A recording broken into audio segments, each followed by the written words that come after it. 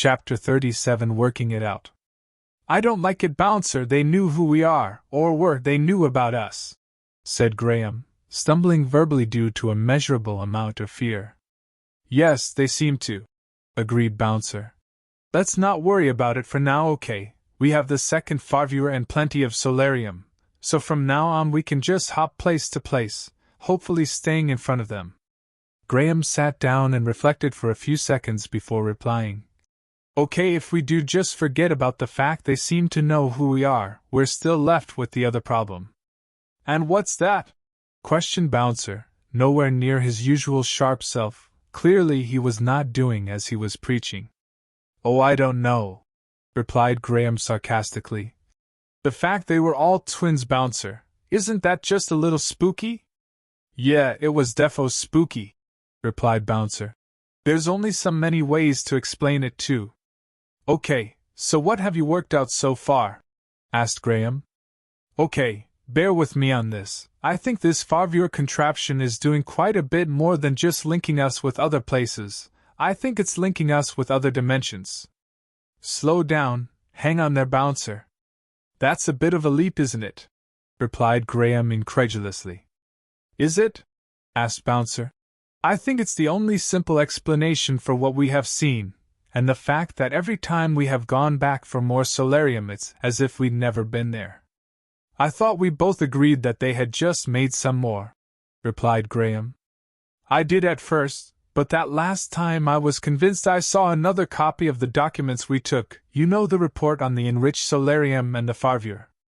What else would explain that other than going to another version of the same place? Graham leant back in his chair and digested the 6-course word feast Bouncer had just served him. As he reviewed each bit he had no option but to agree with his friend. He just had no knowledge, experience, or capacity to understand what it all meant. Okay, so can you explain any of it? Asked Graham. No, not really. There are lots of documents online about the multiverse, portals, the energy required to bend space-time. It's all above my head, but for some reason it's starting to make sense. Graham looked at his friend and was worried. You mean you think the nanotech is helping you to grasp this somehow? Yes, I do. And the more I read, the more I think the dimension jumping idea is the only solution to what we have seen. Alright, so say we accept all of this at face value. Where does that leave us? What can we do with the information? Asked Graham. I think we embrace it and keep moving forward, try to find a way to get as much of this Solarium as possible. What we have won't last forever. How can we ever know where we're really going? Asked Graham. Yes, well, I've been thinking about that too. We need some kind of space-time GPS, don't we? Graham thought about just how complicated that proposition would be before replying. Or perhaps just some signposts. It was Bouncer's turn to digest what he was hearing. Go on, what do you mean? Okay, now you follow me, started Graham, to which Bouncer smiled a wry smile.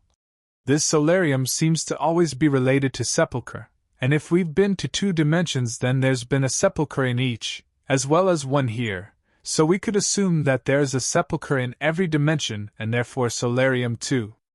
Therefore we should be able to keep grabbing Solarium if we just keep jumping to other dimensions. Right then, replied Bouncer. That does all make some form of sense. We just need to work out how not to go to somewhere we've been before. We could look at the LETs and try to work it out, Bouncer. There must be a pattern in the data somewhere, said Graham. Yes, there must. Come on then, we've got work to do.